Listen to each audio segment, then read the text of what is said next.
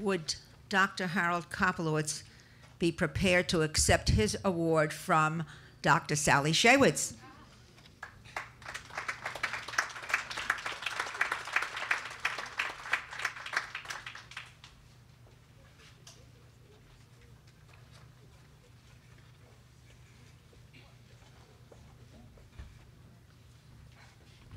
Meryl, I wish I could speak off the cuff like you have, but I can't, so I will read my comments. Come close. It's a great pleasure to introduce this year's honoree in psychiatry and children's mental health, Dr. Harold Koplewicz. It's a particular pleasure for me because not only have I been honored to call Dr. Koplewicz a friend for a number of years, but we're both graduates of the Albert Einstein College of Medicine. Many of you know Harold as the founder and president of the Child Mind Institute. In fact, Dr. Koplewicz is one of the nation's leading child and adolescent psychiatrists, is widely recognized as an innovator in the field, a strong, and I mean strong, advocate for child mental health, and a master clinician. A born leader and entrepreneur, prior to creating the Child Mind Institute, Dr. Koplewicz founded the NYU Child Study Center in 1997 and served as its director for 12 years. He has many accomplishments. He was the first Arnold and Debbie Simon Professor of Child and Adolescent Psychiatry. Under his leadership, the NYU Child Study Center made tremendous contributions in the field through expert clinical care, a robust research portfolio, and advocacy for child mental health.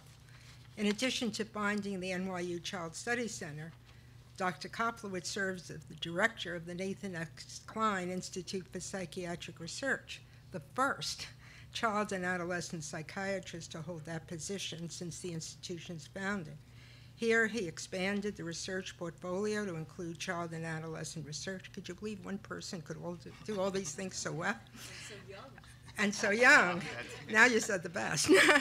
Established the Emotional Brain Institute, recruited new investigators, improved transparency and efficiency, and launched a capital program to enhance the Institute's ability to garner federal funding. And he has many honors. I can only mention a few. He's been repeatedly recognized in America's Top Doctors, Best Doctors in America, and of course, New York Magazine's Best Doctors in New York. He has been honored by the American Psychiatric Association, the American Society for Adolescent Psychiatry, and the American Academy of Child and Adolescent Psychiatry. Since 1997, he has been editor-in-chief of a very important journal, the Journal of Child and Adolescent Psychopharmacology.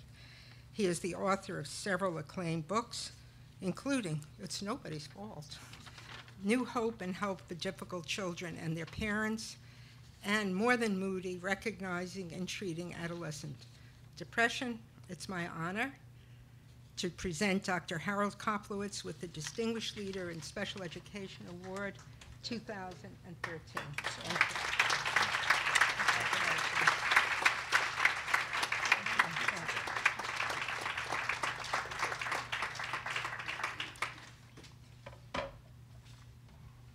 I want to thank Sally, but I also want to thank Paula.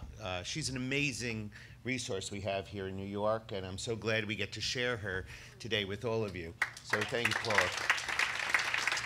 I also want to thank my fellow honorees. I am honored to share this with you.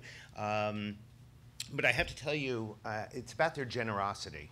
So I have to tell you that starting with Cece, she's so generous that I remember as a pediatric intern being stuck on a case at Jacobi Hospital where I was really worried about something I had done. In those days, you gave antibiotics to kids before you had the culture, because the cultures took so long. And one of the antibiotics we gave was called kanamycin, which can cause deafness in a child. And it was a very young child, and we were worried about a total infection that would kill the child, so we went ahead. And a month later, the child reappeared in the hospital with another fever. And the child didn't look like she could hear. And I was devastated because I was the doctor who had written the prescription, and in comes famous doctor. She had a different name, Dr. C.C. Down, and she walked in and she examined this child, and with a gentle quality and a generosity of recognizing how shook this intern was, proved very quickly that the child could hear, but also picked up that the child was terribly neglected after very gently interviewing the mother. That kind of generosity is among all the honorees and all the presenters, because many years later, when I became a father, our middle son, who was at the same school where Meryl's kids were. In fact, Meryl was one of those mothers, by the way. My oldest son was in the same class with her oldest son, was one of those generous mothers who also told you not to worry and also always had the answer. So I'm so glad she's no longer a mother at my kid's school, but she's now the chancellor of the Board of Regents. So she can tell us a lot of answers now that we need. But we had a child who just couldn't read. And it was really a problem because he was great at math and he wasn't really very good at reading, and we were getting him lots of help, and he was in 3rd grade, and unfortunately they turned math into reading. And so he punched someone in the head and came home and said to us, "I'm really upset because I was 2 steps ahead of everyone in math while I was 2 steps behind everyone in reading, and yet they've turned math into reading." And we were stumped. I have to tell you, we were getting all this terrific help and nothing good was happening, and someone told us about Linda Mood Bell, and we thought we were going to have to move to San Luis Obispo, and we were very lucky they had a branch in Belmont.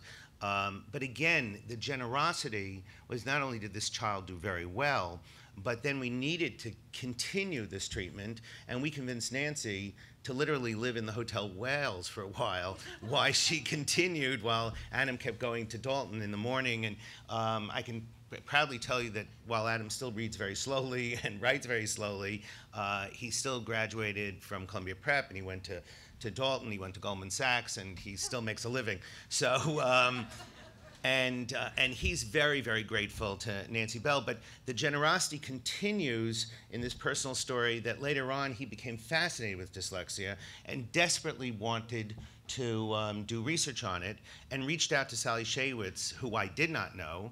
And Sally invited him up during his spring break, and he spent days there with the Shaywitzes, finally doing neuroimaging with Bennett and looking at dyslexic readers compared to non-impaired readers. So we're very fortunate, and I see David Steiner here. There's so many people who care not only about their own kids, but they care about somebody else's kids. So today, I want to spend a moment, though, talking about the fact that while this group is like preaching to the choir, the real problem that we have, as far as I'm concerned, is that the world still doesn't understand what's going on with our children and the kids that we care about. The events in Newtown, Connecticut, while fortunately rare, very, very rare, even though it doesn't seem that way, statistically rare, is a tragedy that needs to hopefully be the tipping point. And the fact that President Obama and Vice President Biden have gathered 15 of us who are in the mental health and disabilities field, the one thing we all agreed upon was that there's a need for a national conversation about how real, how common, and how treatable these disorders, whether it's dyslexia, autism, ADHD, or all the others that 15 million children suffer from in the United States, where less than half get any help. And that while all of us will agree that no American needs to have an assault weapon, that is not the answer. That's not the only answer to this problem. We need to think about diseases above the neck with the same kind of scientific rigor, the same kind of compassion, the same kind of attention as the rest of the body. And this is the moment. I mean, clearly, this conversation has to start. May is Mental Health Month. I was trying to explain to the Vice President that it really should be Speak Up for Kids Month, because 75% of all serious psychiatric illness occurs before the age of 24 and 50% before the age of 14. So the fact is that you're much more likely to hurt yourself than hurt somebody else if you have one of these disorders. It is nothing less than outrageous that in the middle of all this shootings, someone says, "Oh, he must have had Asperger's." which makes so many people frightened. And it's because the evidence is that people who have Asperger's might get angry, might get aggressive, but not in a premeditated way to go kill 20 people. It's hopelessness and helplessness that makes people strike out against themselves and against others. You know, there's an interesting fact. Attorney General Holder was sitting at this meeting, and some woman spoke from the Federation of Families and said, I've gotten so many calls from family members, parents who have a child who's sick, who are now worried that their child will be ostracized or be asked to leave a school. And she said, and I turned to the Child Mind Institute to write something about this on our website, and I said to Holder, 5,000 people between the ages of 14 and 24 will kill themselves this year. Suicide rate hasn't changed since 1960, 5,000, but 600,000 will show up in an emergency room because of a serious attempt. You can be Republican, you can be Democrat, it's unacceptable. You can be conservative and liberal. That statistic is unacceptable for, as Meryl said, the greatest nation in the world. So this is our moment. It means that after we leave this, it's time to write to your congressperson, it's time to talk to your state senator, it's time to talk to your friends. Our children deserve the same rights as kids who have diabetes, who have cancer, and this nation can do it. I'm old enough to remember when we whispered the word cancer.